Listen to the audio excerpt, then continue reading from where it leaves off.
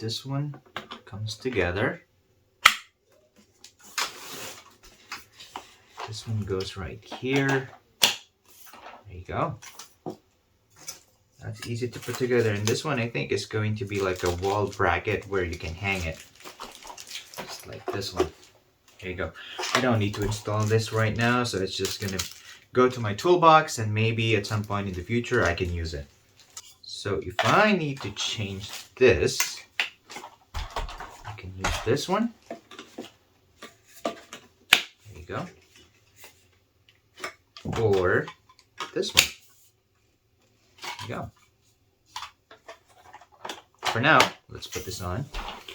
So to charge it, you need to put this right here and then plug it in, and it's gonna charge. I suppose if you're cleaning up your car and you need to have a shorter vacuum cleaner, then you just put it right here and you can use it like that.